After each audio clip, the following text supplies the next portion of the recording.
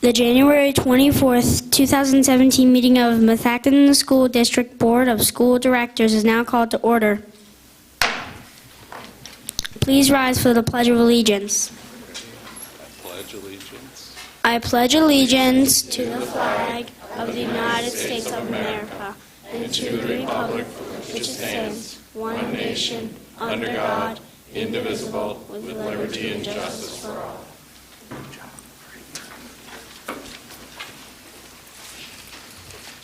Good evening, everyone. Thank you for coming. My name is Carmela Mara, and I'm a 4th grade student at Eagleville Elementary. I want to share with you reasons why Eagleville Elementary is so great. I have been a student at Eagleville since kindergarten, and I have enjoyed each grade level. The teachers are wonderful because they are always willing to lend a helping hand when you need it. The subjects that are taught to us are always enjoyable, and I have learned a lot. I also enjoy Eagleville because of the other staff in the building. They are always pleasant and are there for us.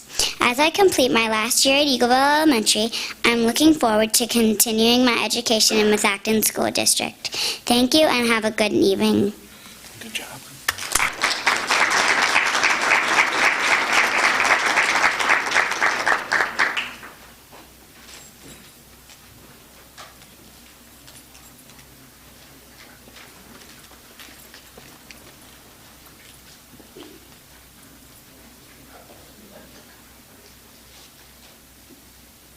All right, Carmela and Michael, you've been nominated to be junior school board members. Are you ready to take on all the responsibilities that there are to be a junior school board member? Are you sure? Okay, there you go. Congratulations. Very good.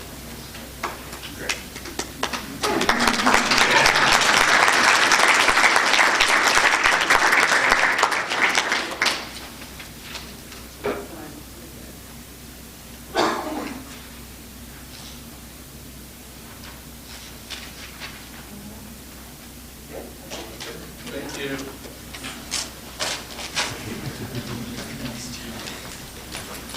See you later. Good job. Great job.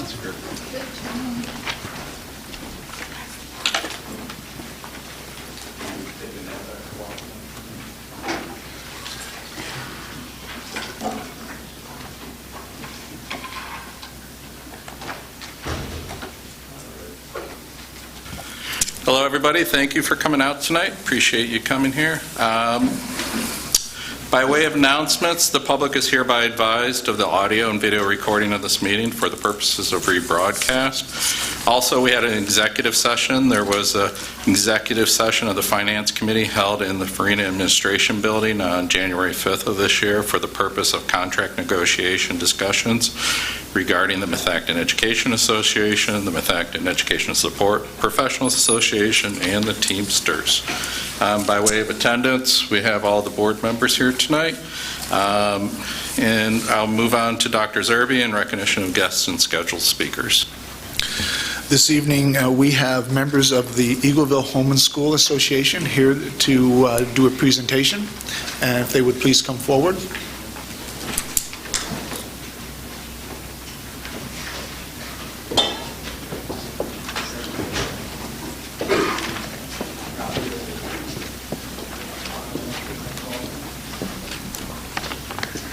Good evening. I am Lauren Siemens, Eagleville Elementary's Home and School President.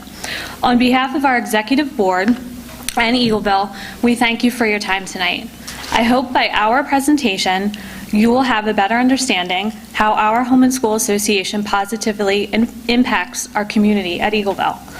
We started the 2016 school year as an entirely new Executive Board. We have learned our new roles with the help of our newly appointed principal, Dr. Xanthia Reddish, who has been a wealth of knowledge and has supported and assisted us throughout our transition. After discussing some concerns with fellow parents, one of our main goals was to keep parents knowledgeable and have open communication throughout the Eagleville community. I personally oversee a private group on social media which allows us to quickly post and inform parents about upcoming events, scheduled meetings, and even messages directly from teachers and staff. Parents are also able to ask questions and receive a prompt response, if not from myself, from a fellow Eagleville parent. Only Eagleville parents or guardians are approved to join this private group. This has been one positive way we have found to bring our community together. Also, one of our biggest initiatives was supporting our Eagleville families in need during the holiday season.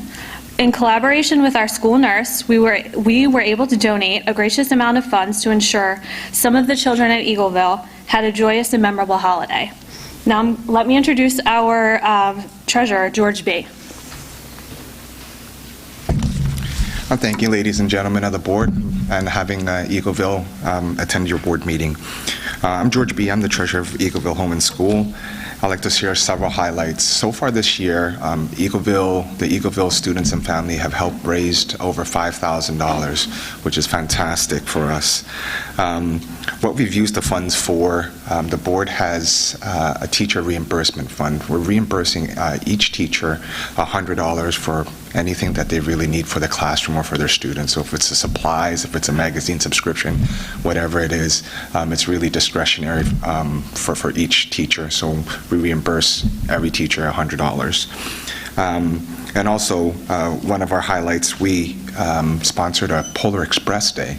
And what Polar Express Day is, it's a culminating of activities for a month-long social studies unit about holidays around the world, where students get to learn about traditions and cultures from several other countries, which is really, really neat to see. So everything came to one day, which Polar Express, they got to watch a movie.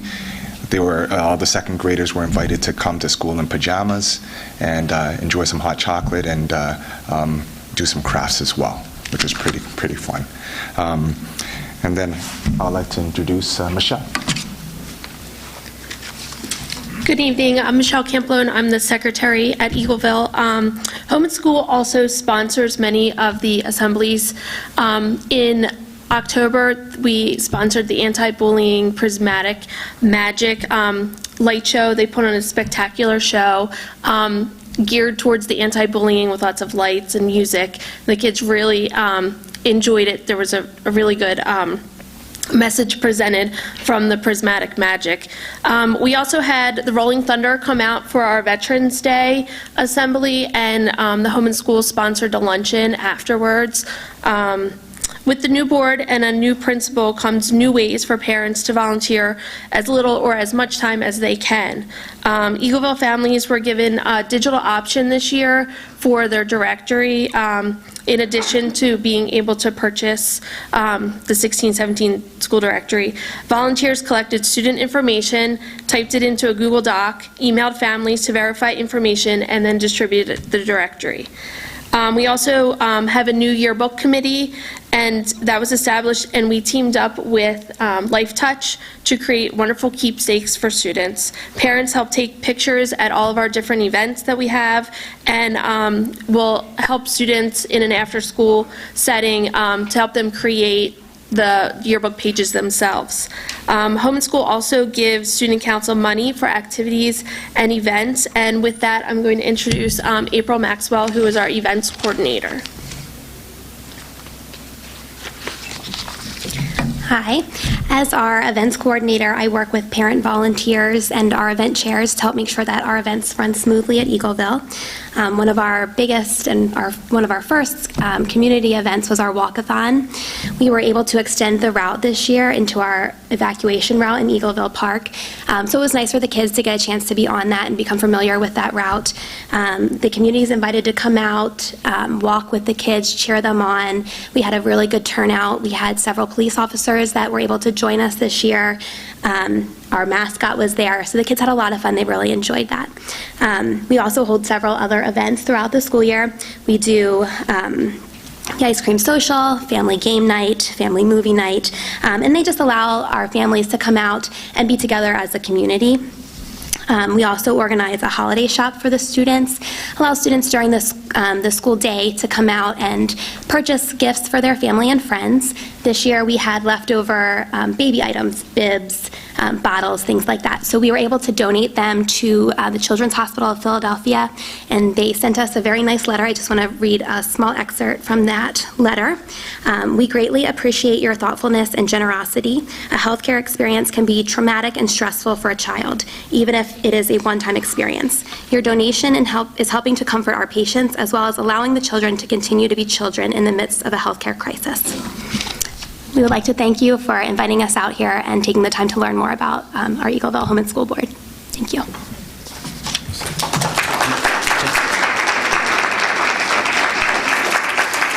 Dr. Zerby usually thanks the speakers, but he's under the weather, so I want him to save his voice and save his energy. We just wanted to thank you for all you do.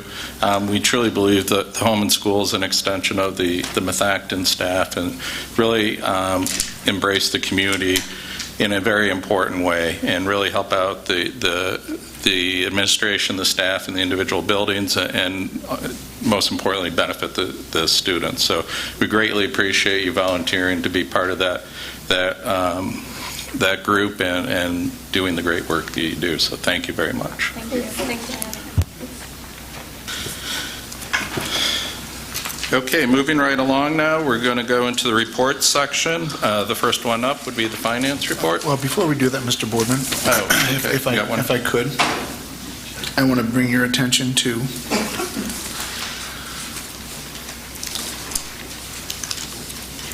number 9I. And this evening, I have James Miller from Fidavia here to just provide the board and the public, since it is an action item that the public could comment on. I felt it was important that we provide some information as it was recently updated on the agenda just in the last day or so. Mr. Miller, if you'd be so kind to come forward and explain the process and the purpose for the bid award, and then take any questions that there may be from the board at this point. Thank you. Yeah, no problem. Thank you, everyone. Yes, good evening to everyone. Back in October and November, what happened was we brought it to your attention that to try and close out the high school project, we needed to close some loops with Montgomery Conservation District, as well as the township. Those 4 items were the swale number 4, basin number 2, and with the Mill Road storm work and also the buffer improvements.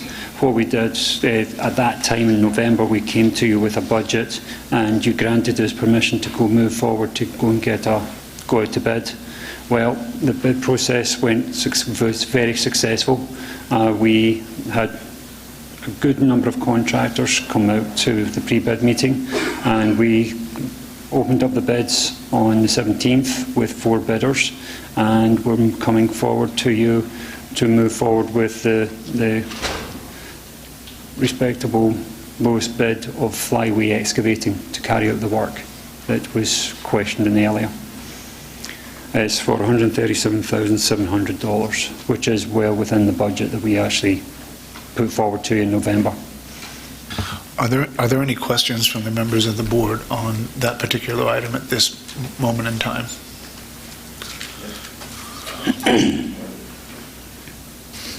Hey, how are you? Yeah, good luck. Can you remind everyone what the budget in November that you guys estimated this work being? I don't have the document with me tonight, but if I recall, it was around about 194, something like that, around about 190,000, and we had some portion of money coming out of the previous project. I think it was around about 40,000, so we were around about the 150, 160 range. So this is well within that, but within that amount. Okay. I noticed on the spreadsheet that Dr. Zerby sent out to us, the recommendation, I guess, is Flyway Excavating, but there was a significant variation between 3 of the other bidders that were much higher. When you went through the bids, what's causing such a large variation? I mean, usually, 10% or 15% is not a big deal, but we're talking about, 80, 90% in some cases here. Yeah, In one case, double. Yeah, it was a widespread, and normally you would have them a lot closer. And what we noticed was we actually went into detail with that because of that whole concern. And so if you look at the Berg construction, you'll find that they were about 180. So there is a spread there of around about 40,000, just over 40,000. So we were concerned with that. But when we actually broke everything down and actually compared it to the budget amount that we actually had, that amount, these amounts actually include the allowances that we have there. So therefore it brought the whole number down to more in line with what our budget was. So if anything, what we actually came to conclusion was that the other contractor didn't have a good enough grasp of what was asked of them. That's because when we actually looked at it, got into the weeds with the bid with Flyway, they had everything covered. They had everything T's crossed, I's dotted. So, yeah, so it was concerning, like I said, and I can understand where you're coming from, but we did go through each and every bid and actually go through, and you will find, even with the allowances, you'll notice that 2 contractors were close and the other 2 contractors were close, but they were spread between the 2 groups. So what we came down to the conclusion was that some of the items was down to which quarry they went to get the material. And we noticed that one group, Flyway, went with a local guy to get some of the material, where it looks as if the other 2 went to somewhere else, and they had to take on board those costs. Okay. And as you look at the various alternates and the allowances, how much of that are we expecting to need in this project? I know they're written up as alternates and allowances, but as you look at the project, do you expect that we're going to need to dip into either or any of those? The allowances, there is 3 items within the allowance. If you look at the listing on the bid tabs, you'll see that there's SC2 for 2A modified, SC8 for clean fill, and SC9 for under drain. These items are expected to be utilised because what we did was to go with a lump sum. There was some items within the scope that we didn't know exactly how much was going to be required. So that's why we put an allowance in to cover for them with the expectation of being below that amount.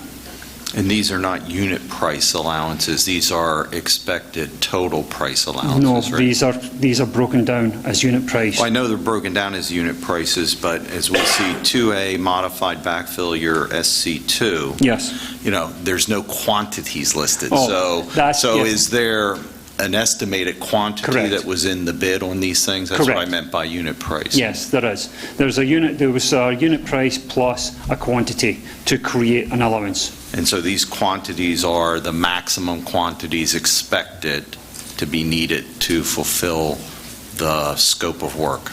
These are the numbers that we reviewed with ZOP Spectre. Okay. All right, that's all for me. Thank you. No problem. Any other questions? Jim?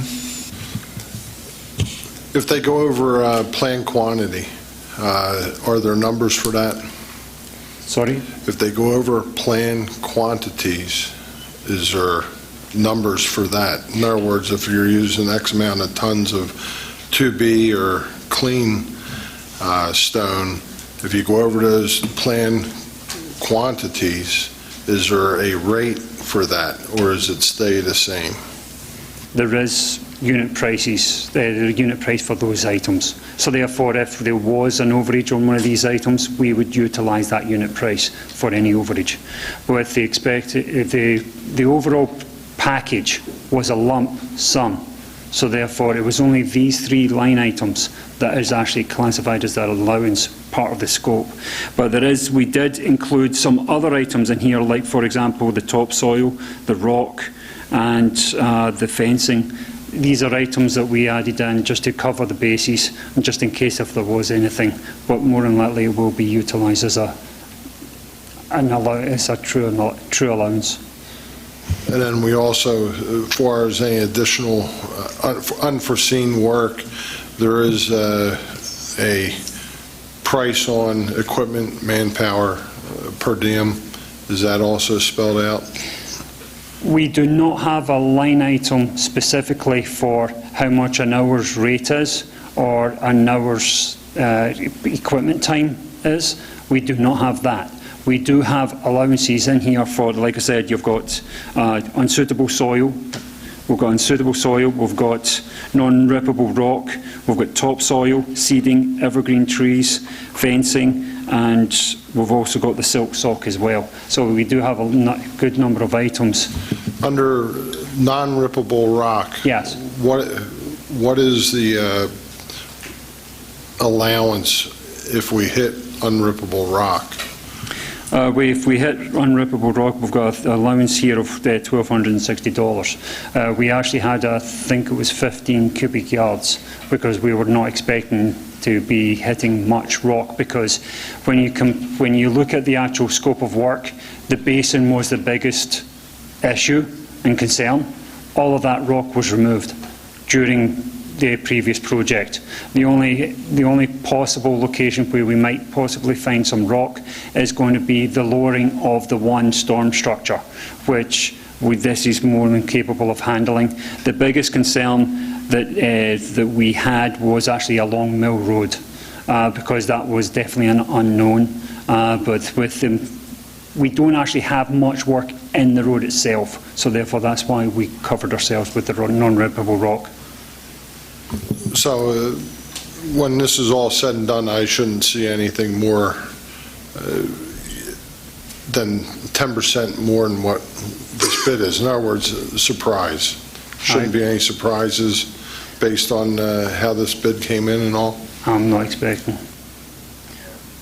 We did, to further mention, we did do a lot of vetting on flyway excavating, and the good thing was that they are actually currently doing work with Montgomery County as well as Montgomery County Conservation District, and we have actually talked to both parties, and both of them are delighted with the contractors.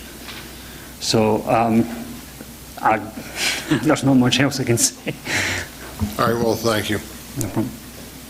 Just real quick, I mean, just make a comment. I'm not up to speed on this from a perspective, but I am so sick of talking about this. This is crazy. So from Dr. Zerbe, from the question of the Mill Road, is there anything other that we need to know that needs to be come forward to the board after we decide what to do with these last 4 or 5 remaining issues around the field projects? No, this is the be-all, end-all of the. Yeah, as far as I don't want to jinx it, but you get my point. So, okay, that helps me understand where I need to be on the vote. This is the final punch list that we know of.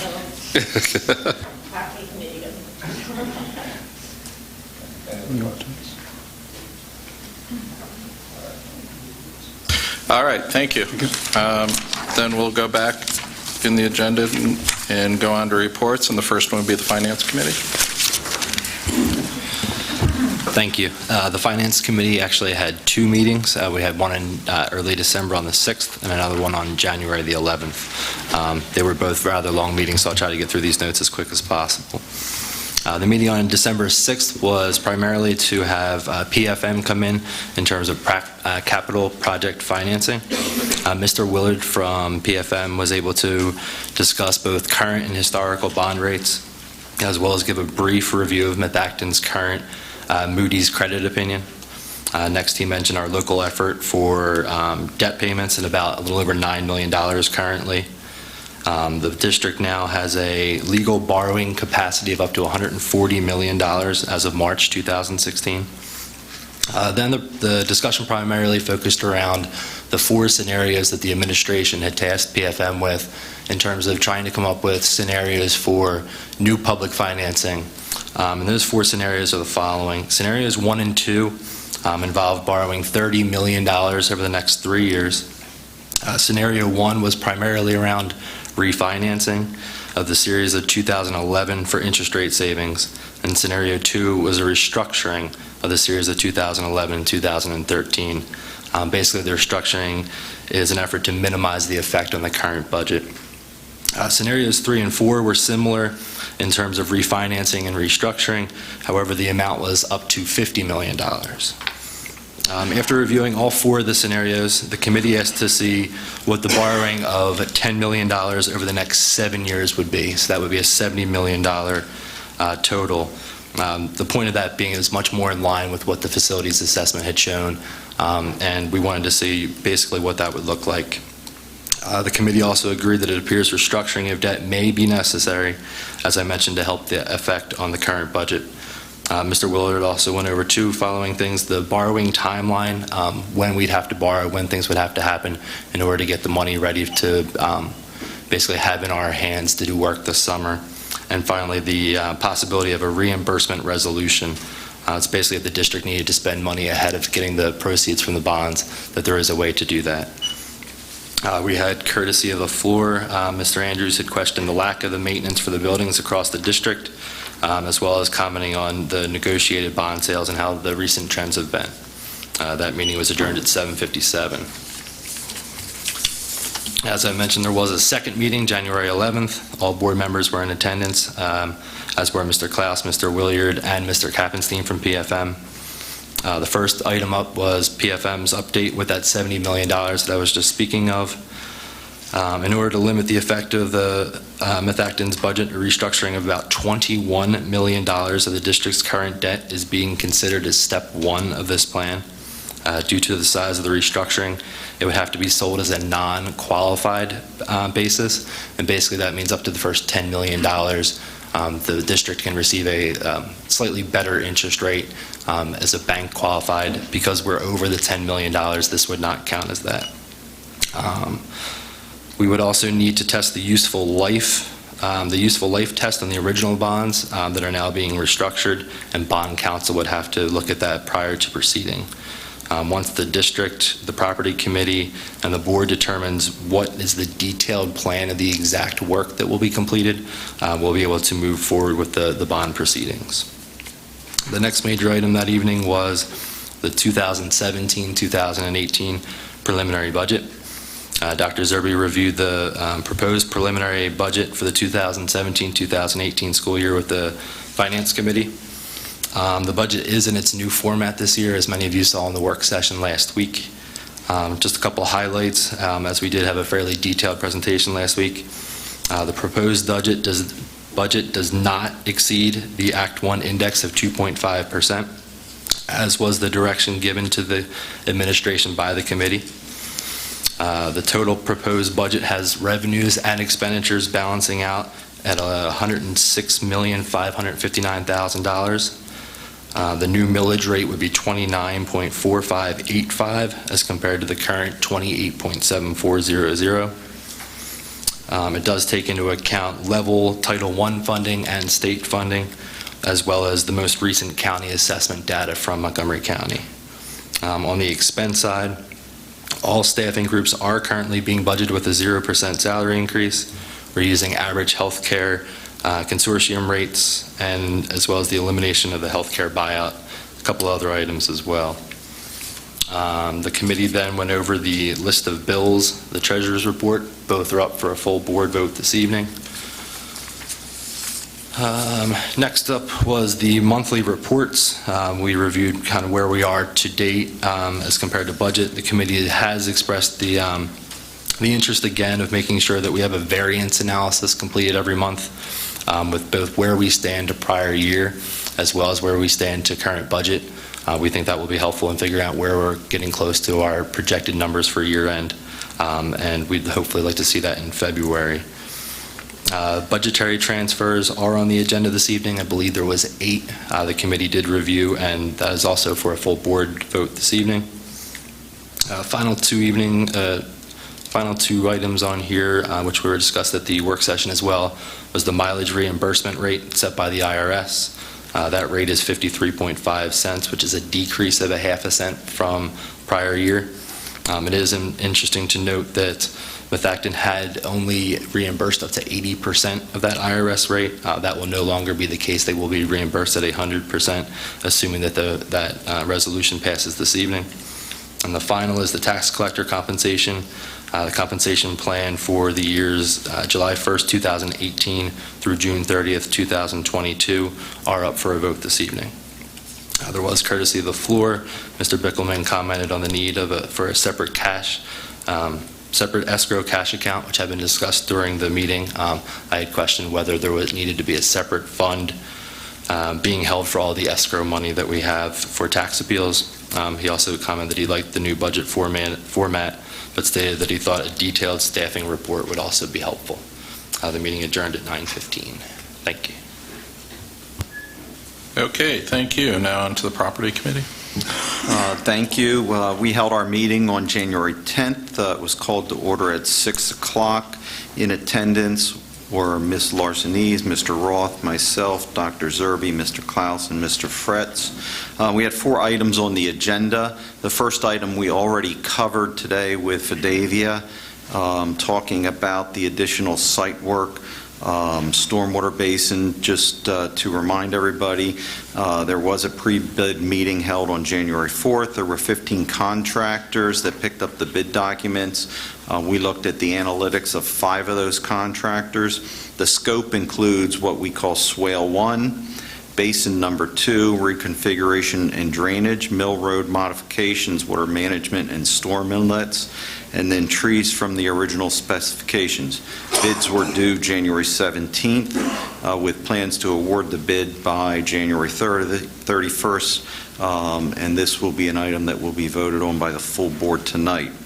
Second item on the agenda was the softball field update. This would be the varsity field. Mr. Fretz advised that turf blankets were installed prior to the Christmas holiday to help give some insulation to the new seed that was placed down late in the year. We're not sure whether this will work or not, so we'll really have to wait until springtime when they pull the blankets off to see if the seed germinated and growth has occurred sufficiently enough to begin practicing and playing on the fields. The athletic director is making contingent plans in case the fields aren't ready. There's a possibility it may be ready at the time the season starts or later in the spring. We'll just have to wait and see what comes when we remove the blankets. The next item on the agenda was an RFP for professional services. A bid was prepared to solicit professional services for architectural and/or engineering firm to work with the district in supporting the technical needs relating to the execution of the facilities master plan. This work will include pre-bid document prep, estimating, analytics of bid responses, technical clarifications to bidders.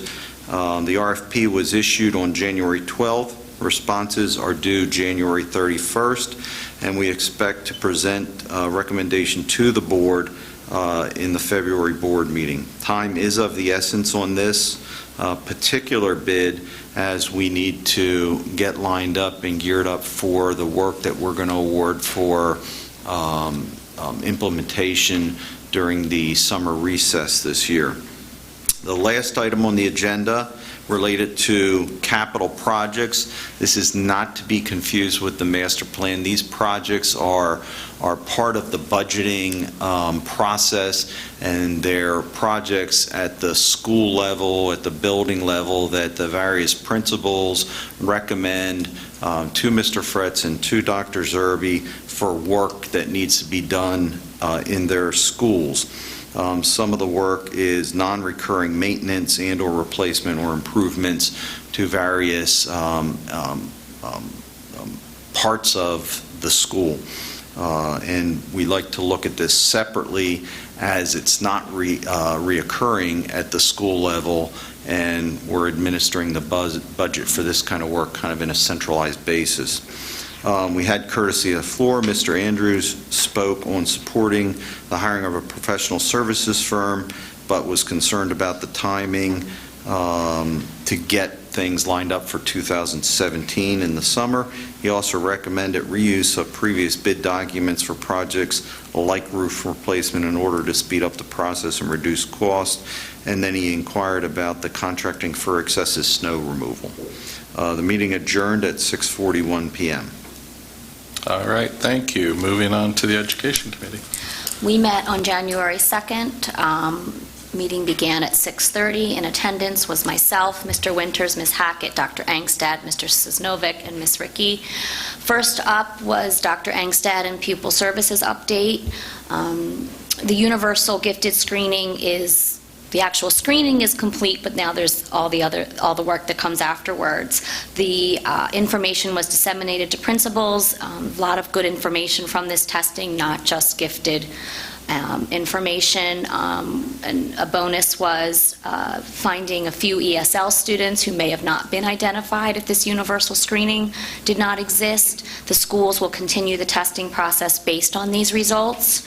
Next was the unveiling of the Methacton Virtual Academy logo, which was created by a 12th grade student, Jay Meadowcroft, so thank you to him. Dr. Angstad also filled us in on some Act 16 reporting that has to go on. This basically is a calculation of the cost of different programming that falls under Chapter 16. I will not do it justice. I won't even pretend to try. And she also shared with us that the Special Education Comprehensive Plan needs to be submitted to the state by May 1st, and the board will approve that or vote on that in March. Next up was a review of the Professional Development Needs Assessment. Mrs. Ricky reviewed, basically it's part of the strategic plan. Professional development is something every school district should pay close attention to, and Methacton certainly does. With the help of the Act 48 committee, a new survey was given to teachers to help to determine their needs. The survey in the past had been a little bit lengthy. This was made more concise, and it correlated with the goals of the district. Next up was Mr. Sosnovic filling us in on the Student Information System update. We currently have a contract with K-12 Systems, otherwise known as Sapphire, and that expires in June of this year. The district is investigating new systems, especially one with a more modern parent portal. After looking at 4 systems, the district is considering 2 of those, and most likely this will come to a board vote in February. We reviewed the enrollment report. There was no courtesy of the floor, but the committee did have a discussion on the timing of the possible new K-4 ELA curriculum, so you can expect to hear about that in future meetings. We adjourned at 7:40. Thank you. And now the Policy Committee. Thank you. The Policy Committee met on January 4th. All members of the committee were in attendance, so it was myself, Ms. Reese, and Mr. Ryan, as well as Dr. Zerby and Dr. Harney. We had Dr. Harney there that evening to review a couple of policies that we previously discussed and were working on, particularly regarding a policy maintaining professional and adult and student boundaries. There's an ad hoc committee that's working on this, and it's going to be probably coming up again in our agenda in future meetings as we work to establish a good policy there. We went through quite a few policies that night. We've got 15 of them on the agenda tonight for first read.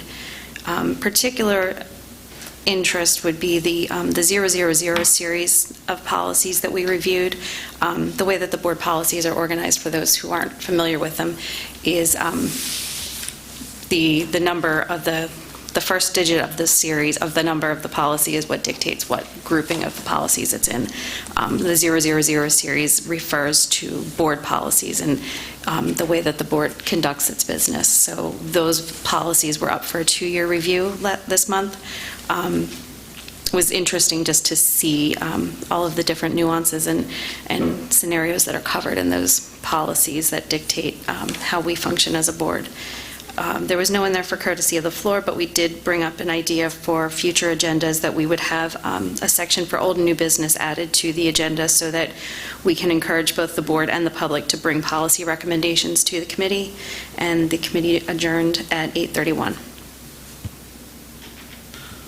All right, thank you. So the modifications to the board procedures, you didn't put anything in there that's going to cramp my style, did you? All right. We're moving right along now. We got the IU. No report this month. Okay, moving on to the Monco Tech. I think I'm taking December and you'll take January. Is that okay? We also had two meetings. The first was December 19th. It was our holiday dinner and our reorganization meeting. The Joint Operating Committee is going to stay exactly the same, except one member is different. One Wissahickon board member stepped down and another is replacing him. They also shared their audit report, and there was no findings in the audit report. It was a brief meeting.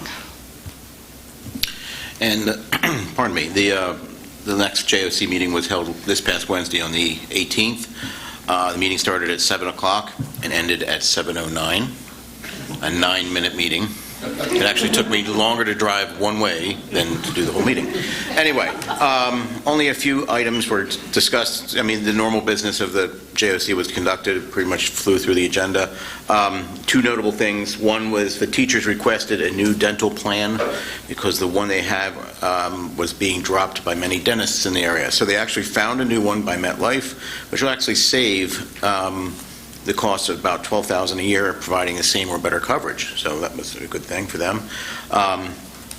And also, the Tech Career Center's open house will be held on Thursday, February 16th from 6 to 8 p.m. For 8th and 9th graders to get to know the Tech Career Center. And also, those attending, 8th and 9th graders attending, will also be entered into a chance to win a Chromebook. So. And basically, that would be it for my report. Thank you.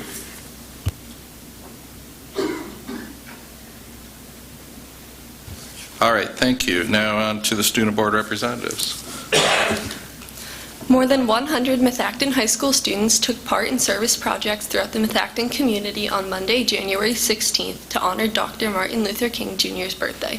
Methacton students visited charities such as RSVP and King of Prussia to wrap books for Head Start, a literacy program in Montgomery County, St. James Outreach to deliver and organize items students collected for the Outreach House, Greenfield Senior Living to talk, craft, or play card and board games with the residents, Meadowood Senior Living to assist in several areas of the facility, including playing games with residents, housekeeping, dining services, and groundskeeping, Mitzvah Circle Foundation to help organize and sort supplies for local families in need, Manna on Main Street to work in the stockroom, and Teen Children to refurbish computers and promote early childhood development.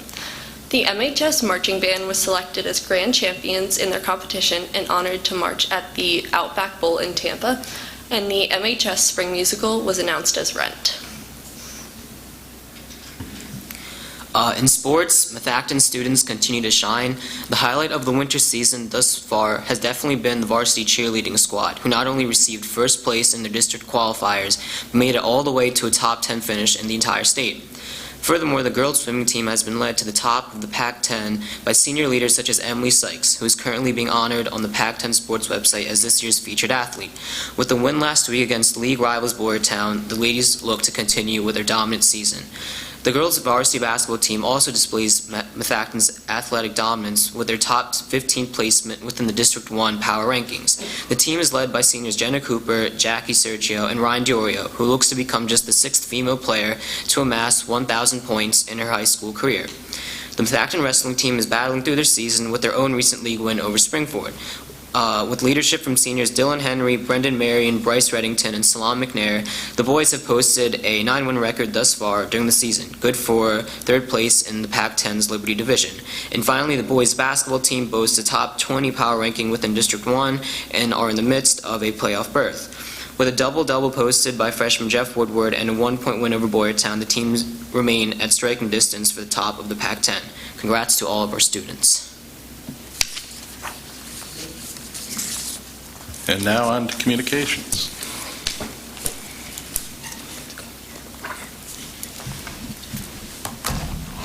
The Winter Spring Community Education Program Guide is now available, and we're taking enrollments online.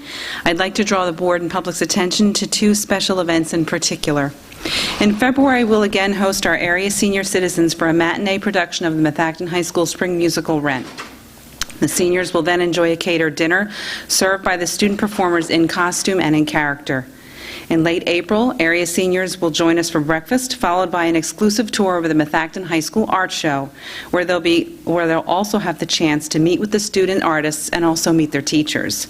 Events like these welcome our seniors, an important constituent group for the Methacton School District, into our schools to enjoy programs that are tailored for them, as well as allowing them to interact with our amazing students who are the future of our community. Thank you. Thank you, and on to our superintendent's report. All right, well, then we'll move right along.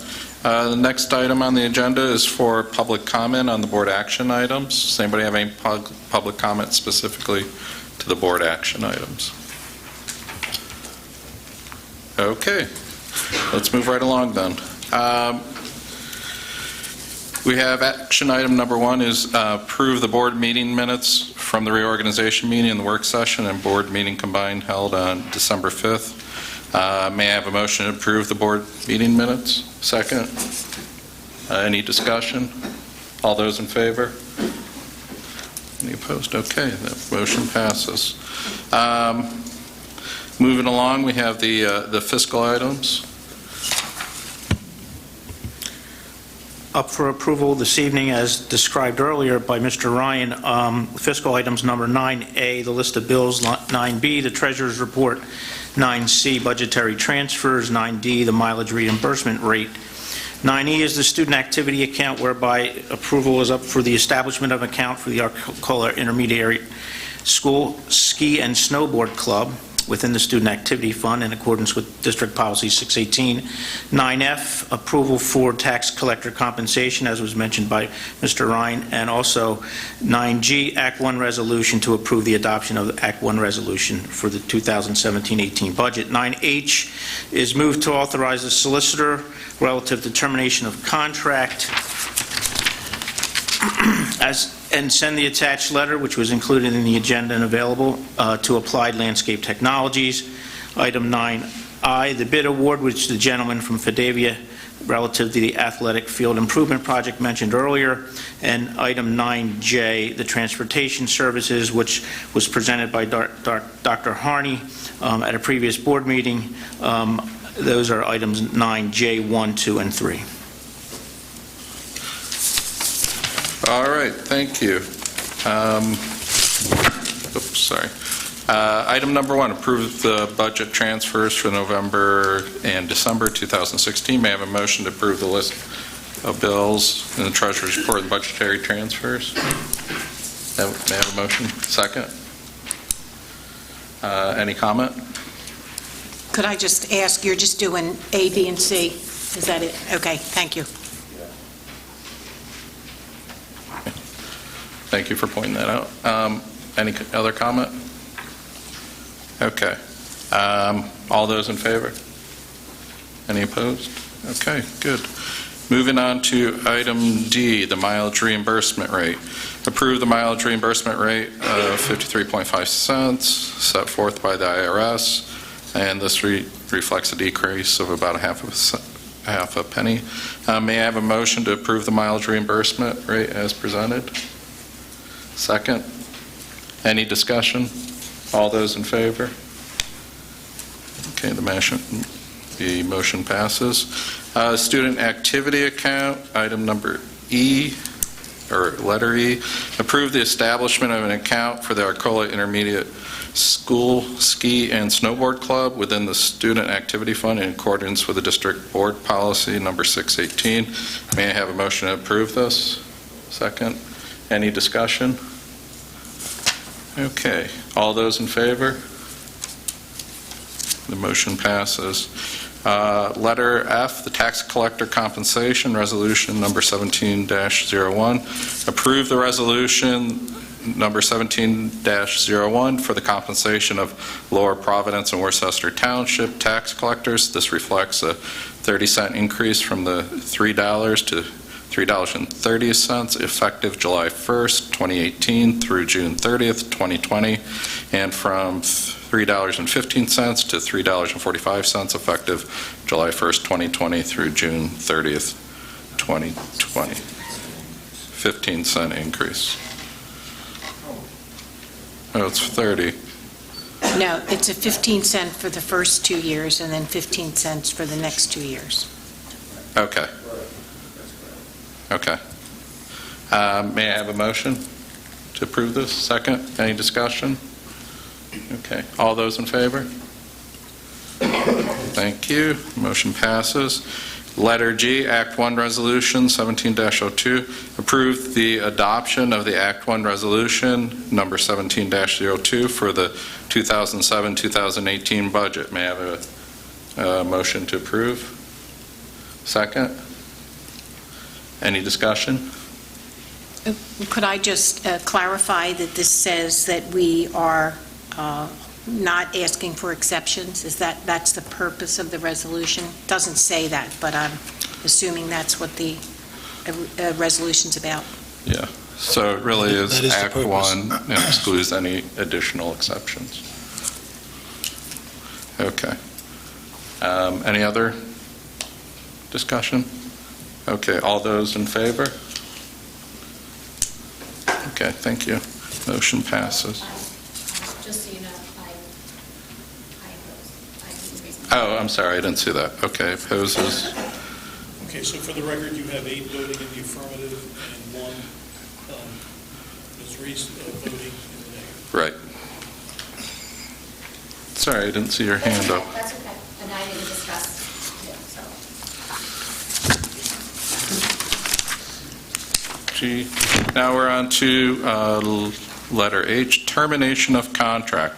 Move to authorize the solicitor of the Methacton School District to send the attached letter with a copy to the bonding company to Applied Landscape Technologies. May I have a motion to approve?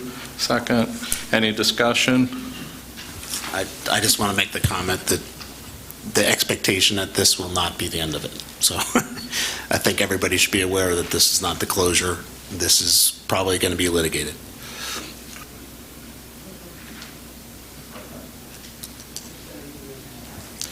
Any other comment?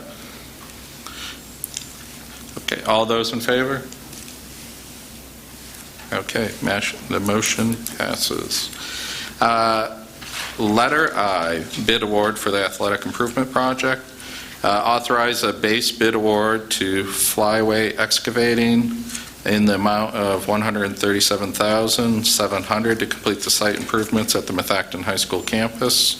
May I have a motion to approve? Second. Any discussion? It's flyway, not flyaway.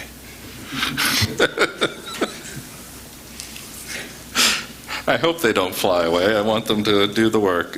Thank you for catching that, Jim. Any other comments or criticisms of the board president? Okay. All those in favor? All those in favor? Thank you.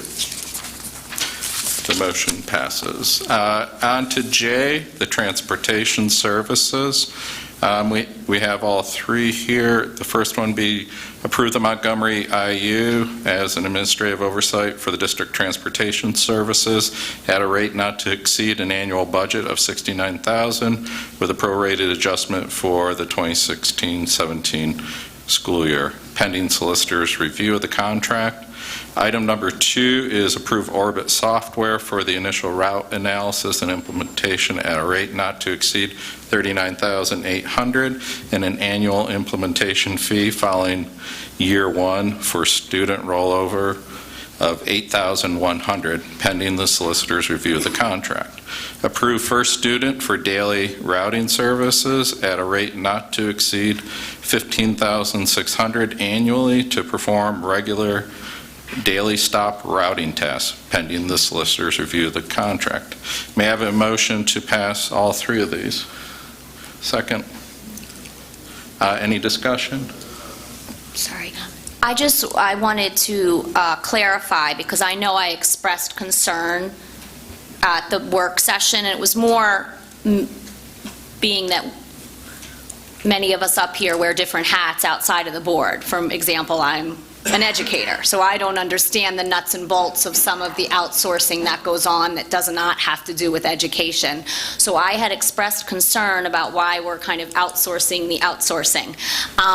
And I asked questions and kind of found out why we do such a thing. And I do feel somewhat more comfortable. I say somewhat because I'd like to have a smooth year of transportation under our belt before I can say I'm 100% comfortable. But it was explained to me that without an inside person, without a Methacton employee, we have to have somebody that helps us with first student. And so that does make more sense to me, because I know people came to me afterwards and also said, yeah, I'm kind of with you on this. It doesn't make sense. And I will say, and hopefully that's okay, that there was a meeting today and to already start working out some of the things. So although I expressed reservations, I do feel, on my end, feel more comfortable. Thank you. Any other comments? So the concerns that we have had of what has happened for this year, I am not totally comfortable yet as to how we would prevent these things from happening. I know Dr. Harney mentioned that one of the issues that I was most concerned about, which was the response to parents when there are problems, that there would be many fewer of those with a better system starting out. But I still have the concern that if first student has been responsible to be the contact with the parents, that evidently they didn't do it as well as they should have in the current year. And I don't have any understanding as to what we will do differently that will enable them to do it better. I know that the lesser volume will help somewhat, but it seems to me that if first student developed a pattern of perhaps not being as communicative as they could have been, that will be what they remember from this year. I think it's very important that we make sure that they understand that they need to be responsive when there are issues.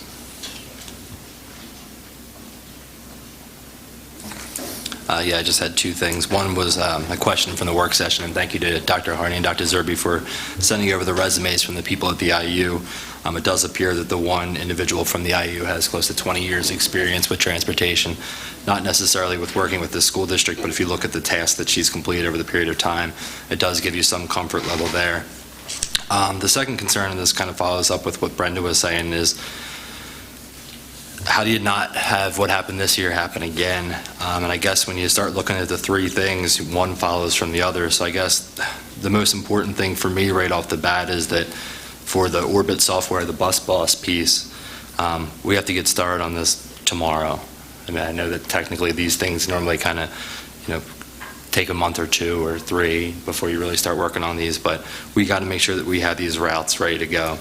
If the routes are good, the bus drivers are involved early enough, the last minute things don't happen, then you don't have the calls to first student, then you don't have to have the IU step in if there's problems with first student or the 3. So I think that, you got to, at point 1, and between the routes and the bus drivers, we all have to be on the same page moving forward. So, thank you. Yeah, I guess my major question here, there's really 3 parts to this, and I think I agree with Mr. Ryan. The software, getting that on order appears to be the item that we need to really move on. I think there was a lot of open questions that I haven't necessarily heard all the answers for. In particular, I talked about some metrics in the contract. We got the resumes, and I'm talking about the contract with the IU in specific, that just seem to be needing some additional vetting. I know our solicitor is going to look at the contract, but without seeing some of those items in the contract that drive accountability, I do in fact worry what some of the other board members have said previously to me. So I guess my question would be, is there really a rush other than to get the software on order, and can we get a little bit more information? Can the board see the contract, make sure it's got the necessary accountability and responsibility, accountability, whatever you want to say, in the contract? And do we need to vote on all three of these items tonight? I just think there's a little bit of a gap of information from the board's perspective at this point. To that point, can we just have, as part of the pending the solicitor's review of the contracts, that you reach out to the board members and solicit feedback from them? I will do that. As you recall, you authorized me in the past to do the solicitor's review, and we did that. And my normal practice is to complete the solicitor's review. There we go. My normal practice is to complete the solicitor's review and then forward the contract back to Dr. Zerbe's office. At that time, I believe in the last one, we had discussed and agreed that it should go back to the board, and it did come back to the board. So if that's your preference again, I'll be happy to do that in the same way. I think that partially works. I just want to make sure, along with that review, Frank, that we talked about a number of things and you weren't here, so making sure they're incorporated. I'm particularly sensitive to the accountability. I don't want to have around a Keystone Cops that everybody pointed fingers at each other this time around. So I want to be careful that if we approve this today, this resolution with all three items, and we as a board don't see the accountability, that we're not stuck executing that. And I guess understanding the timing of it is just something, do they, Dr. Zerbe, do all three of these things need to be approved simultaneously, or is really the long pole in the tent getting the software on order right now, and do we have a month to work on the other piece? I can make this easier for you. In terms of the review, when I actually do get the contracts, and I don't have them now, but when I actually do get them, I'll be happy to call you and we can go over the individual items that you would like me to consider in going through and doing the solicitor's review. Obviously, when I send them to Dr. Zerbe, then it is not a final review. It's a final review pending your approval of them subsequently. So I don't have any problem with you approving it with that condition, that I will contact you first, get the information that goes in there, and then subsequently send them back to you for your review and approval as well, board review and approval. Yeah, that works. I mean, the financial terms I was fine with. It's more around making sure the accountability is in the contract. Does that work for you, Dave? Yeah, I think that the commitment for the three-prong approach needs to, the contracts are kind of interrelated. So I think we need to work on all three of them at the same time, so that when we're looking at the metrics of who's watching who to perform what particular duties, that we're looking at as from a whole picture of providing the best transportation service forward. So if we were to break this up, it would be challenging to know, when is the IU going to get involved with us to actually start talking about those items. So I think if the board is comfortable with what the solicitor has suggested, I suggest that we move the items forward and know that no signed agreements will take place until the board reviews them. I'm okay with that. Maybe from our perspective, Dave, and I know you're struggling here tonight, so I don't want to make you talk too much more, but it might be helpful for the board to see kind of a racy matrix about accountability from the top down, if that's all interrelated, so that we know who's on first, who's on second, and where they hand off. I think that's very critical for us to avoid some of the missteps of the previous year. Can I make one comment just about the timing and to echo Dr. Zerbe's comments on interrelatedness, we actually had a meeting today with all parties involved and started to talk through some of those processes that are going to be in place between the three groups. And they are very much interrelated. And when we talked about how we were going to move forward, establish some dates already out of the chute for really two concepts, one the routing project and one the management team concept. So I would echo Dr. Zerbe's recommendation that I would say a month would be too long because of the fact that we really need to get moving. And all three parts are interrelated, and we need to start that evaluation of the routes as soon as we possibly can. So if we could move forward with the recommendation as it was presented, I think after meeting with the parties today, I think it's more evident to me that timing of this is very critical. And if I remember correctly, just to back that up, because it was a good question, I believe there was a parent member of the Transportation Committee that also reiterated how important the timing was, because our timing was off in the past. Any other comments down this way? Yeah, Jim. Thanks. I'm sort of echoing all the previous comments, and my comment to here was pending solicitor's review of contract. What's that mean? And it can mean a lot of different things depending on what side of the table you're sitting. As far as performance clauses, as far as penalty clauses. But one thing I think might be helpful for the board down the road is when we use a phrase, pending solicitor's review of contract, a brief description of what that means. And, software is a different beast than dealing with, say, transportation and labor, where if he's reviewing it, what are the things that he's looking for? And what should be in that type contract? And I don't know what that is because we've never defined what that review is handling. So,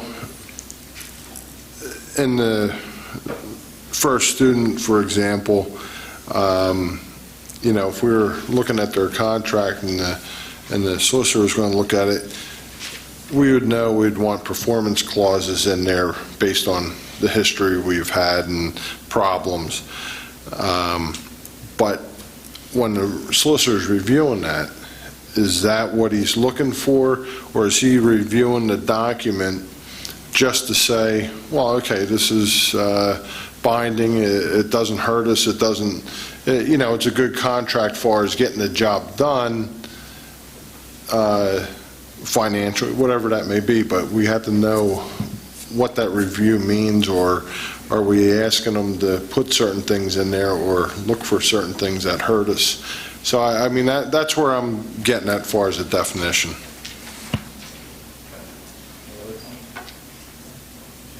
Just want to clarify a couple of things that came up last week in our discussion. I'm not sure where we're at in developing the contract, but one of the things that we talked about last week was making sure that this will be a year-to-year contract so that we're not locked into a long-term arrangement if things aren't working out. So I don't know if we've gotten to the point that the terms of the contract have been established. Okay, just something to bear in mind. Another thing that I remember we discussed it, and forgive me, I don't remember if it was answered last week, is whether or not we will incur further costs when we're redistricting. I know Andrea had asked that last week, and I don't know if it had been addressed or not, so I just wanted to clarify that. There would certainly be additional costs beyond the rollover cost that we would have in year two. They would have to put more time and effort into it. I haven't received a price on that. We couldn't get one from them because I couldn't really establish the parameters of how big that project was going to be. Okay. But I can tell you for sure there will be an additional cost for redistricting and/or moving boundaries. Okay, I would assume that cost would be somewhere between the $39,800 and the $8,100. I think that seems like it would be a fair assumption.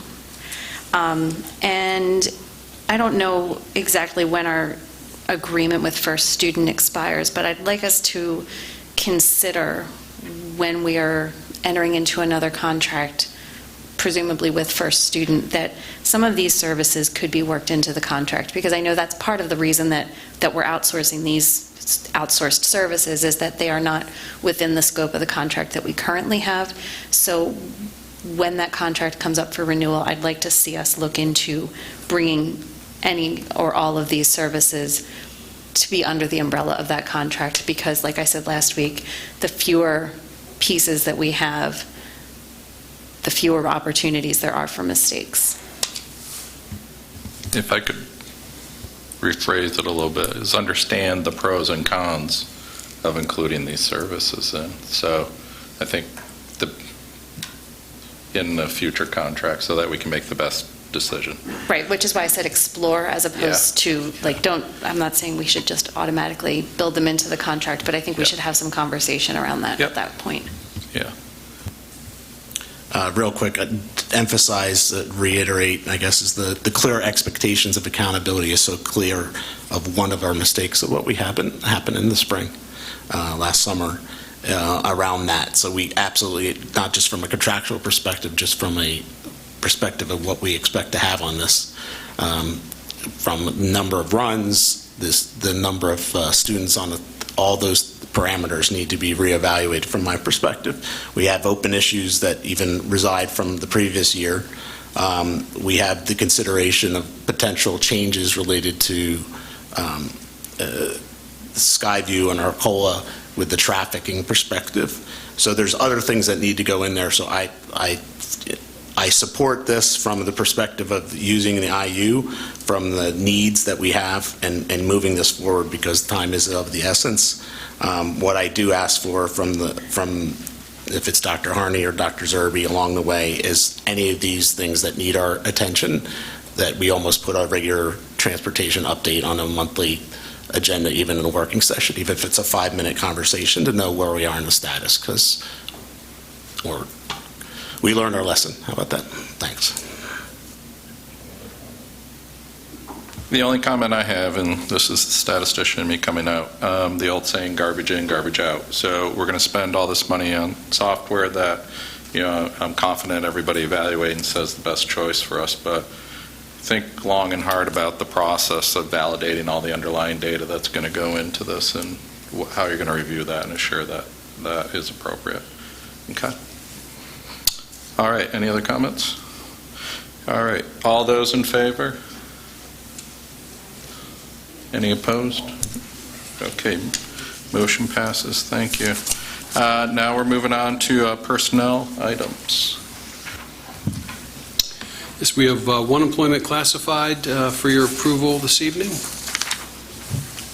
We have 2 change of status classified. We have 1 compensated leave on the agenda this evening. We have 2 uncompensated leave professionals this evening. Number 2 is an addition from last week. We have 3 uncompensated leave classifieds. We have our additions to our classified substitute list, and the approved list of volunteers, as well as 4 advisements.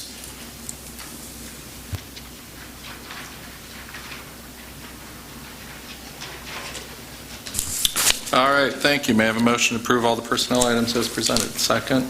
Any discussion? Okay, all those in favor? Motion passes, thank you.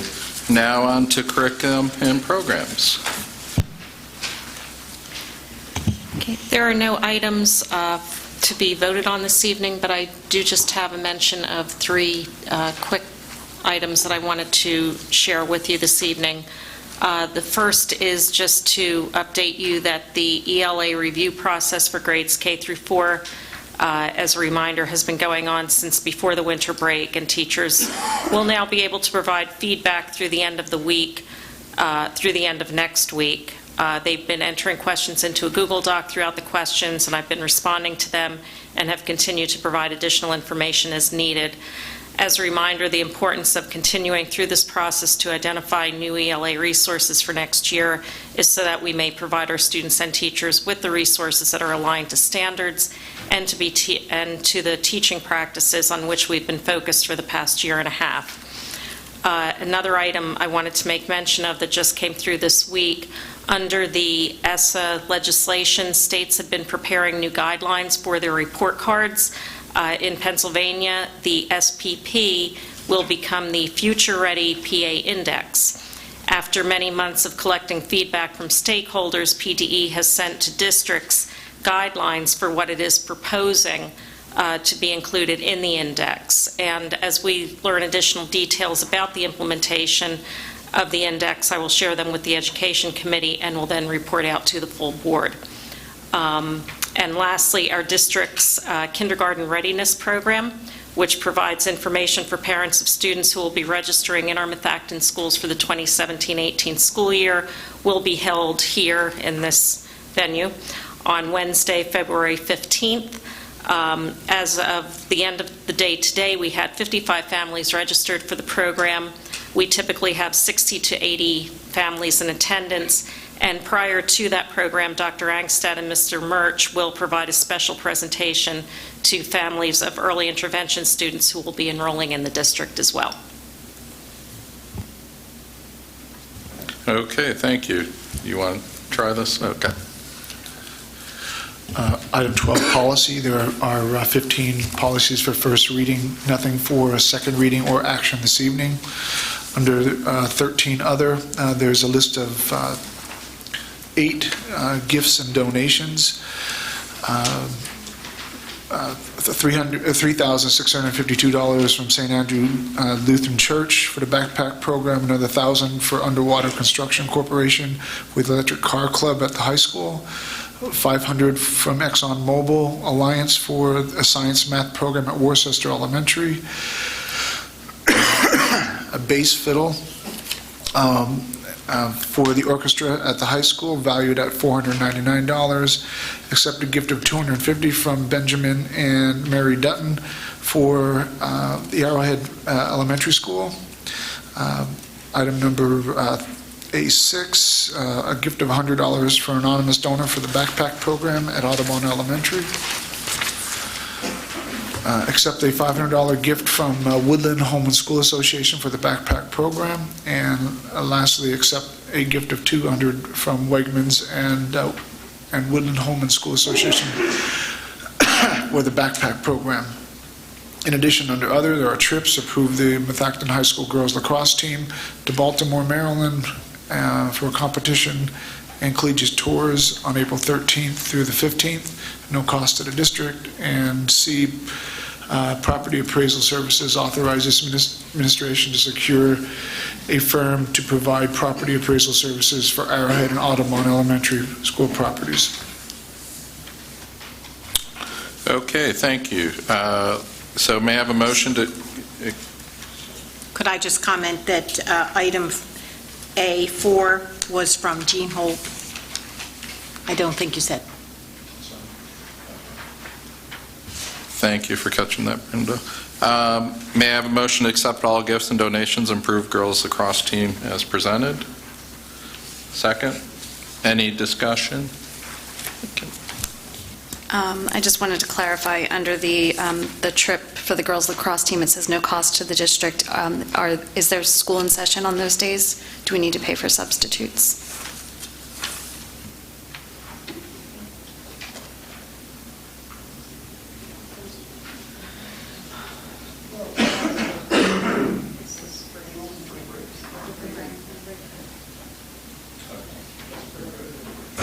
Spring break. It is. That's the story, and we're sticking to it. Any other comments? Okay. All those in favor? All right. Motion passes. Thank you. Item C, authorize administration to secure a firm to provide property appraisal values for the Arrowhead and Audubon Elementary Schools. May I have a motion to approve? Second. Any discussion? Is this to put out like an RFP or RFI as far as finding out who is out there to do this, or are they just going to go out and find somebody to do the appraisal?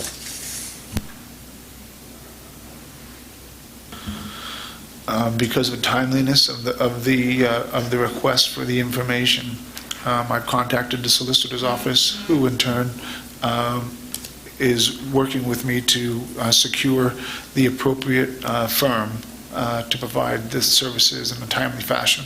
So no, an RFP is not being prepared and submitted. Do we have a dollar amount associated with that?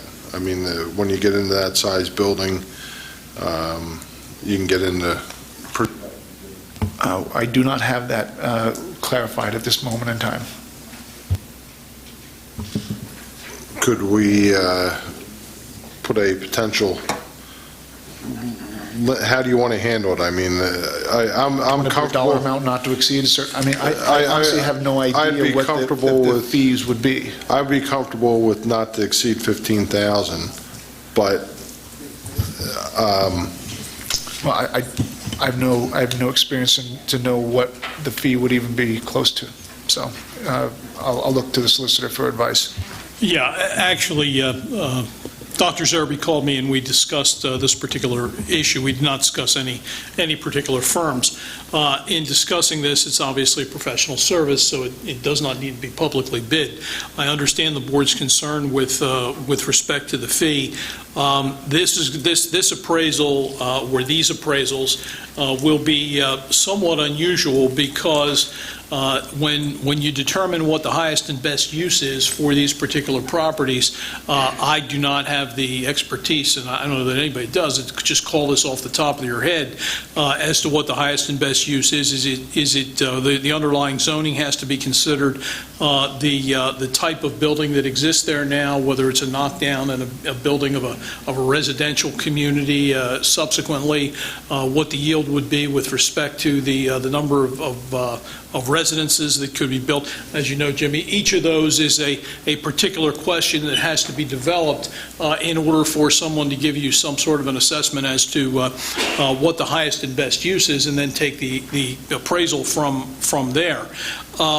The understanding that I don't have an idea what the range for these services would be.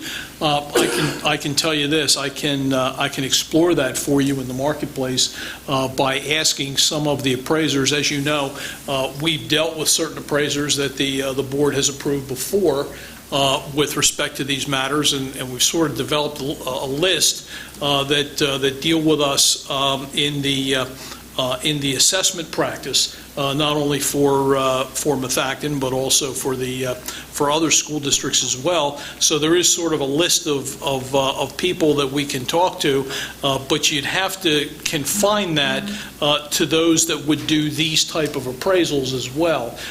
So I guess I haven't said much that would lead you to a particular number, but I just did want to lay out for you some of the things that we're going to have to look at, and then come back potentially to the board with a number. And I imagine if you give Dr. Zerby this authority this evening, it'll be much like the last authorization you gave.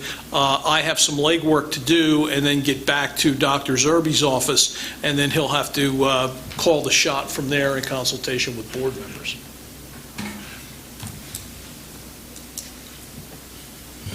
Fair enough, and it wouldn't surprise me if it was between 10 and 15 per building.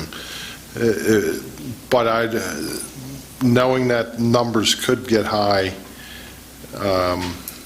I think we at least have an idea before we pull the trigger on. Well, there's two ways that we could approach it. One is we could set a limit, as you were suggesting, and then if they go through a process and find an appropriate company to work with, and it's less than that, then they can just move ahead and go ahead with the results. Or we could wait and say, go through the process, come back to us with a price, and then we'll approve it. I guess.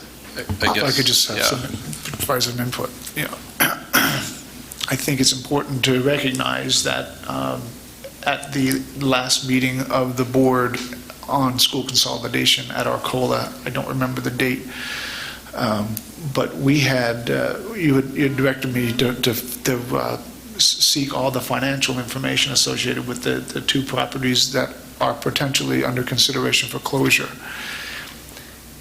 We can debate the cost of this in a number of ways if you'd like, but I can assure you that if you want the information, you're going to have to pay for it, and you're going to have to pay for it either now or later, and I'm trying my best to provide all the information possible for you at the next meeting on the 6th, and in advance if possible.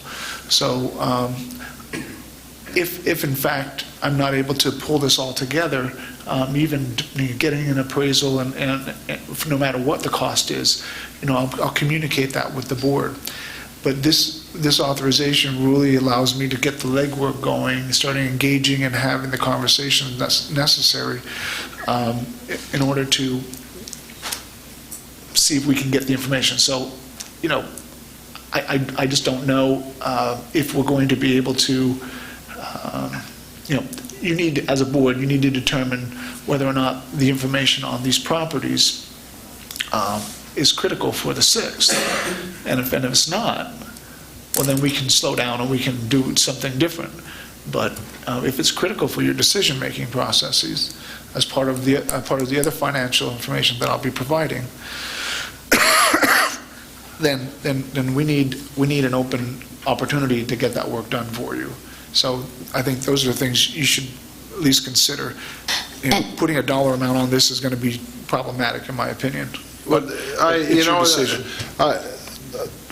I'd be comfortable with if you get 3 different figures and you evaluate the 3 and you go with because when it comes to appraisers, they're all going to be very similar in price. They're not going to be double or triple of one to the next. So I'd be comfortable with if you got 3, you got the best one out of 3, and that's with what you went with, and that will be, it is what it is. I did, and Mr. Dorn may know more about this than myself with his background, but I did a little bit of questioning, and I understand the price depends on how much information that you want, and I would think right now we are just looking for some preliminary information to wrap our heads around it, and then we may need to go in. I know it will cost money, and I realize that, but from what I understand, it depends on exactly what you're asking for, and I think right now we just need some preliminary information. So if we could, cap it or however we go about that, but I know Mr. Dorn comes from that background. Yeah, I mean, I from a board perspective, I don't know if we have to have a number that's real defined. I think a range number estimate, Frank, versus getting into the nitty-gritty, especially given the timing for the next meeting, and the ability to do an appraisal correctly is probably going to take a little bit more time than that. So I think the discussion with whomever you're talking to is, listen, we're looking for a down and dirty range at this point in time. As we move further along the process, then we'll be coming back for a more defined appraisal for one or both properties. If that gives you a little bit more guidance, at least I think that's kind of where the board is, because I'm not so sure the reuse number or the funds necessarily from the sale or the repurposing of a property is going to be the thing that makes the decision on this. But it's something that will be necessary as we put the entire financial package together at some point. And right now, we don't know anything about that. So just get into, to use Scott's term, a down and dirty range to give us some guidelines. It's just one more piece of information to help the process. But we aren't hanging our hats on that information in terms of making a decision. So let's just go with kind of the expedite approach with some guidance. Very good. And just contact a few people, and to Jim's point, they'll probably all come in similar, but I think we should at least have a quick discussion with several companies to make that. Okay? Is everybody okay with that? Okay, I understand. I understand what you want. Now I got to get caught up with myself here. Okay, all those in favor? Any opposed? Okay, the Motion passes. Okay, that's the last item on here. Chris, yeah. sorry, in the confusion, I think we skipped over the approval of policies. We listed them out, but I don't think that we voted to approve. They're all first reading, so there was none to... Oh, my apologies. Thank you. I asked the same question of Dr. Zerbe earlier, that's why I knew that. All right. Dates for the board members' calendar. So we have the policy committee on February 1st. On February 6th, we're going to have a special meeting over at Arcola like we've been doing all along. We're separating out the discussion about redistricting and consolidation from these board meetings. Education committee on the 7th. On the 8th, we're going to have the finance committee. 13th, the property committee. February 21st, the board work session. I guess I can't take my wife out to dinner on her birthday that night. I'll be here. February 28th, we have the board meeting. Also, with the whole school consolidation or redistricting and everything, any voting that we do on that, we're going to over-communicate on what meeting that's actually going to happen at, so everybody's aware of it, because we don't want to surprise anybody and say, oh, they're voting on this tomorrow night, that type of surprise. So when we get to the point where we're making a decision and voting on something, we'll make sure to over-communicate that so the public's well aware of that. In terms of old business, we don't have anything. In new business, we don't have anything unless somebody has something to bring up. I was going to say, I have one thing for old business. I hate to ask Dr. Zerbe to try to speak. Maybe Mr. Sosnova could, but could we have a little update on where we are with the SRO transition? I'm sorry, I didn't hear you. Do we have any update on the SRO transition? We do. We are progressing, and we plan. Mr. Sosnovic plans to bring the SROs to the board at the next meeting, to the next board meeting. But they are in transition. They were on campus this week. Saw them outside our offices today. They're partnering up with the Lower Providence officers during this week and to make the final transition for LP's culmination of those services at the end of January. Just for new business, I just wanted to acknowledge it's Board Appreciation Month, which doesn't matter, but I wanted to acknowledge the fact that there are, of the 9 people sitting up here, many of which are on multiple committees and spend time other than these meetings. But I specifically wanted to thank the woman next to me, who I don't know if anyone knows how many meetings this woman attends, but, and I won't go into it because many of us do many things, but she, in addition to the publicized meetings, education, finance, intermediate unit, etc. She's also going to most of the home and schools, the coordinating council. The week that we had the consolidation meeting, I think she had 2 meetings the day before, negotiations committee meeting, and she snuck in a birthday in there, and I think that Ms. Hackett needed some recognition for all the time that she spends. Thank you very much.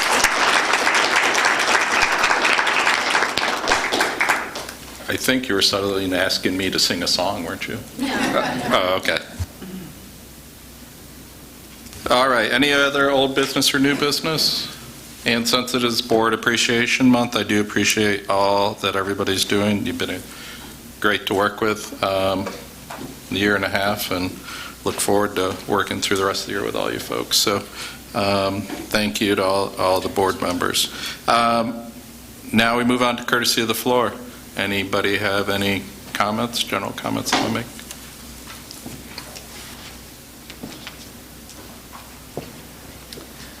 Hi, my name is Linda Wynn, and I just have to say I'm shocked I'm here again this week. Some of you were here last week, and I gave my soliloquy about it taking almost 2 hours to get my son home from school. That, and there's no protocol when the 3 buses that are on his route, one of the schools doesn't have school, they just come early, and you've left my child at school. Like I said, there's a pattern of poor communication here that I'm just flabbergasted continues. We've never gotten the routes in writing from first student from the start of the year. We didn't know my son had an AM transfer until he told us, and apparently the district didn't either, because when you looked into his PM bus, you didn't know he had one either. I'm shocked. I didn't know that my son was left at school when you changed the routes for the afternoon bus. He's now left at school for 35 minutes before the bus picks him up. Again, there's no protocol when the other schools don't have school. There are too many schools on this bus route. We can't blame this on what happened at the beginning of the year. Some of the comments that have come up are about responsiveness, and we've had problems, and we're moving forward to next year with this new proposition with the intermediate unit. There's a serious problem here that I've identified in September, and it has not been corrected yet. Like I said, I'm just speechless. You know, in what line of work could this continue for 5 months and then put the hand up and say, no, we're not going to correct it? It's unacceptable. My child cannot be on the bus for almost 2 hours, and we were promised a protocol for when the other schools are not in session. So what is the answer? When am I going to get these things corrected? I don't know the answer. I just wanted to let you know that I asked to be copied on anything from this moment forward that was going on with your son, and I hadn't received anything this week, so I wasn't sure. And when I saw you today, I assumed I needed to follow up, but I don't know the answer to your question. I apologize. Thank you, Andrea. There was zero communication. I even followed up after this last meeting. As it says right here in the minutes, you will get an email response. I copied everybody. Angela Lynch was on that email. I listed my points and asked for a response. Another week has gone by and there's no response. I mean, do I need to come here and just beg every week so that my son is not on the bus for almost 2 hours? I mean, this is ridiculous. I'm a parent, I'm a taxpayer. Most of you are educators. Your goal is children. You put children first. You've left my child behind. And you think it's okay that we'll just do it next year. Don't worry, we'll take care of it in 2017. No, it's not okay. This needs to be fixed, and I want to know when it's going to be fixed.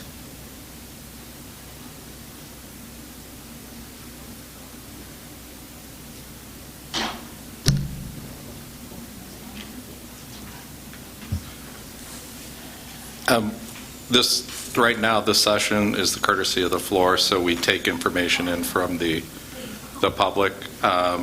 I would expect Ms. Lynch to coordinate getting back to you. But you don't get back to me. That's the problem. You don't get back to me. And this has been a problem since September, and it hasn't been fixed. You know, what other recourse do I have? You know, that's why I'm here face-to-face for the second week in a row, to discuss this with you, and I get nothing back. Between Ms. Lynch and Dr. Zerby, they'll get back to you within the next week. Okay. Thank you. Sure.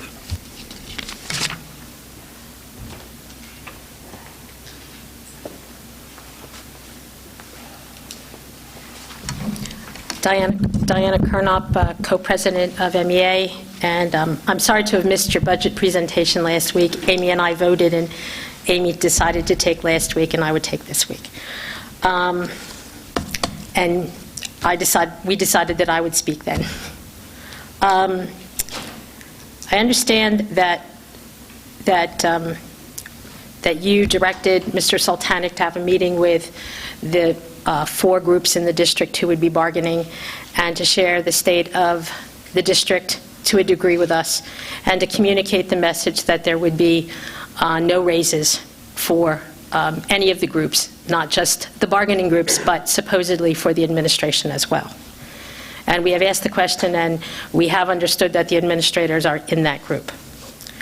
I want to tell you that before that meeting across the district, and for over the, I would say, the last 3 to 4 years, morale has been exceedingly low in the district. You have, no matter what group it is, I may be speaking for MEA, but no matter what group it is, you have a hard-working group of people here that care about the district. And to say that the comments, even though Mr. Sultanic was exceedingly professional, did not demoralize or anger the groups, would be an untruth. As I said to Mr. Sultanic the day that we met him, and I would say to you, for more than 8 years, in an 8 to 12-year period, the people that work here have been the good soldiers here.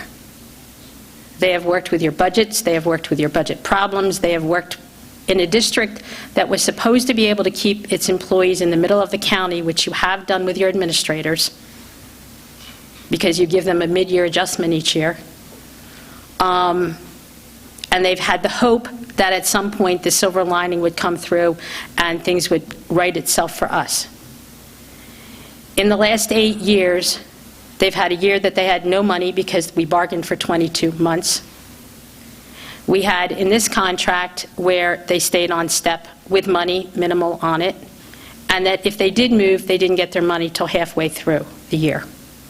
They have been doing the things that needed to be done to help this district survive. They have understood the tough economic times and culture and climate. You have people that live in this district, they pay taxes here, they get it. Mr. Sultanic did talk about the constraints that we have because we have no industry. I get that too because I've lived here most of my life, but none of it has changed, except that they don't seem to, this issue that no money has been budgeted for raises has come up. I need you to know, and it saddens me to say, that besides low morale and being demoralized and angry, there are comments such as working here is a dead-end proposition. You have people that are working here that have left and gone to North Penn and gotten half their steps at North Penn and are making $8,000 more in 1 year. You have people working here whose spouses work in neighboring districts and they have a longer work history here than their spouse does in the neighboring district, and their spouse makes $10,000 more than they do. We have the data that shows that you are paying us near the bottom of the county. I don't think that that is exactly where Methacton is. And we get our statistics directly from the contracts in neighboring groups, not from the IU.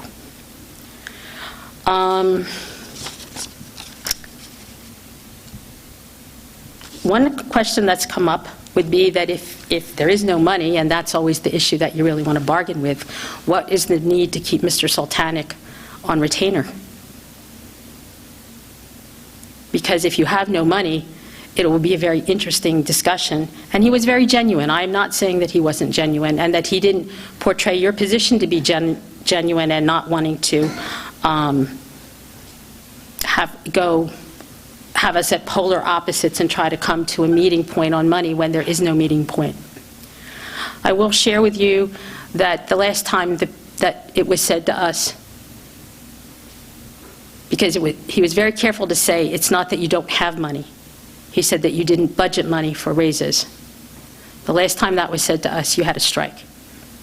And it was a 25-day strike, and it was one of the most ugly, divisive things in this community. And I'm certainly not making that as a threat. I lived that strike. That's not someplace I'd want to go again. But I'm not sure that they're going to sit comfortably and just hear your position that there's no money for them. They've done phenomenal service. Every one of these groups has done phenomenal service and hoped that something would get better. And this, to them, has been a significant insult. Thank you. Thank you. Anybody else?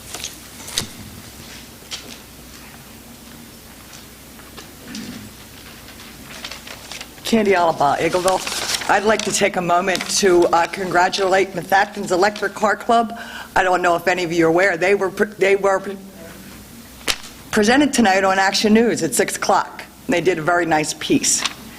And I think they should be commended for it, and any of the public that would probably like to see the segment that was produced, it's probably on 6ABC's website. But they did a fabulous job. I don't usually watch 6ABC, but my husband turned it on and they were on there. And the kids were fabulous. So I think I'd like to take the opportunity to tell them congratulations. Now the other thing is, this is the second week in a row, and I've watched a member of the public come up about an issue with a child's busing. I've been in the school district for over 35 years. I can't believe she didn't get a response. Last week, she said her son was left at school for 35 minutes with no bus. That is a safety issue. That child is put at risk if he's left standing outside the building. Teachers aren't going to stay around. When their days are over, they leave. Now, he's not getting buses. And to hear silence from the board, last week Mr. Andrews brought that up, that she wasn't acknowledged. And when he said if it was a school director's child was involved, and 2 directors spoke up, don't make a face, this is my time. Your children's problems were taken care of apparently immediately. Apparently this taxpayer in the school district has been sending emails for 5 months. Why hasn't this been taken care of? This is an embarrassment. And then to say a member of the public is attacking the board, trust me, I've been in a room with John Andrews for 11 years. I've never seen him attack the board. But he was entitled to his opinion. And to a member of the public to be told that this is only courtesy of the floor and it's not time for a discussion, when is the time for a discussion with the public? I think when a member of the public has to get to the point to come to the podium to acknowledge to the public that they have a problem, that's a problem. It should never get to that point where anyone has to come up here and call the board out on it. And no, you can't blame the bus drivers. No, the bus drivers were thrown under the bus 3 years ago when they were outsourced. This is an issue for the administration and for student, and somebody needs to get together because clearly you're all ignoring the multiple emails. But you know what? Now that this is public, this is embarrassing that this is allowed to go on. So I think maybe this week someone should take care of it immediately. Or maybe you do need to hire inside and put a person in charge of this that knows exactly what goes on in the school district, like you should have done before you hired Bob Laws. I would just quickly like to respond in case Mr. Andrews... This is not time for discussion, I was told. Well, So, I'm going to. Mr. Andrews, I think I was the one who mentioned when you were speaking, I consider Mr. Andrews a valued member of the community. I listen to his input very often. I appreciate his input. He happens to be my neighbor. All I mentioned last week was that, yes, my children have had issues as well. Have they been as serious as this woman's issues? No, they have not. And I did respond to her, and I will agree that we need to respond at some point. So, Mr. Andrews, if I somehow offended you last week, I apologize. But I think you and I spoke, and I think we have a courteous relationship, and I appreciate your input. Thank you. Any other comment? Curtis? Yeah.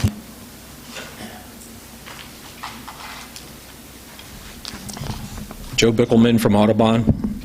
We heard the Finance Committee report tonight, and it talked about an option of borrowing $10 million for 7 years, which is a total of $70 million. As part of that option, we spoke of, the committee chair spoke of restructuring existing debt. Okay, just to give the public an idea of what that means, is we have existing debt, and the restructuring process will cause that debt to be paid off with an additional $3.2 million than it would normally cost if you didn't restructure it. And that's over a period of 10 to 15 years, but it's going to cost an estimated $3.2 million additional money to refinance that to restructure that existing debt. And the reason for that is the $10 million that we borrow each year for 7 years causes an increase in annual debt payments. And in order to make it workable in the annual budgets, the district has to restructure the debt to push out the principal to the end of that debt and pay more in interest. So that makes the annual interest payments easier to handle in the budgets going forward, but it's an additional $3.2 million to pay off that existing debt than it would normally cost if you just let it run out. So I just want the public to know that it's an additional $3.2 million. The other item I have to talk about is the appraisal services for the school buildings. In early January, we had the superintendent conducted a meeting with Malone and McBroom about school consolidation, and the board charged the superintendent with getting appraisals done on the properties to see what the values of those properties was. What should have happened is you go back to your office the next day and you charge the business manager, why don't you Google school building appraisal services the very next day? Or tell the business manager to send out an email to all the Montgomery County business managers and give me the names of school building appraisal services that you've used to have a value on buildings that you're selling. That would have happened the next day after the meeting. And you would have had a couple names, 3 to 5 names, to send letters to or pick up the phone the same day and say, we're looking for appraisal services, can you give us a quote? So that we can get 3 to 5 quotes, so we're not backed into a corner like we are now. We have to get services, so we're only going to deal with one company. Because I'm sure you can save some money, but I think it should have started happening the day after that meeting in early January to get the names of companies. I used to get them all the time for all the assessments down at Plymouth meeting with all the office buildings. I used to get 3 to 5 all the time and get quotes, a letter saying, yeah, we're going to do this service and it'll cost so much, but you'd have 3 to 5 quotes. And you should do it because that's the responsible thing to do. The other item I have is the transportation services. The third item on there is approve first student for daily routing services at a rate not to exceed $15,600 annually to perform regular daily stop routing tasks. I think that's happening now as part of the current contract. This activity goes on a daily basis where kids are added, routes are redone and communicated to the bus drivers. It's done every day now as part of the contract you have now. So it looks like we're paying $15,600 on top of the contract that we have now where they're performing that duty anyway. So that's just something to think about. Thank you. Any other? I just want to ask one quick question, if I could. When you're talking about the busing, is everything that you're looking at for next year, or is it going to take care of the problems that we still have currently? That's my question, so Angela will probably answer me. The second thing is I would like to comment when they talk about teachers not sticking around when the kids and leaving the kids.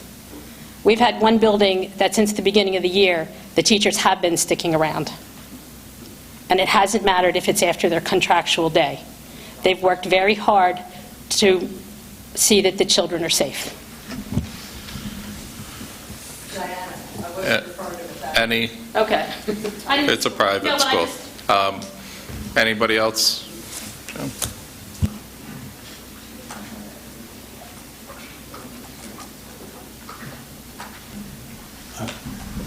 John Andrews, Lower Providence. Several of the board members were absent at the working session last week, and I would encourage them to go to the video and pay attention to the several speakers at courtesy of the floor. With regard to the Devon Prep student, in hindsight, my feeling was that when the mother spoke last week, it was clear that she had exhausted a resolution with the administration, and this is a meeting, as last week and this week, are meetings of the Board of School Directors.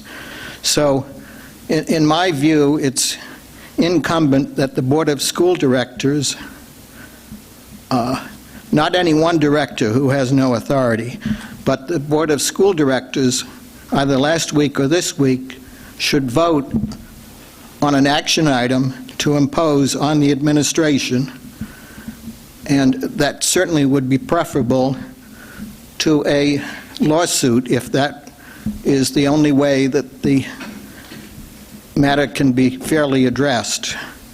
I think it's within the power of Methacton to fairly address that matter. Thank you.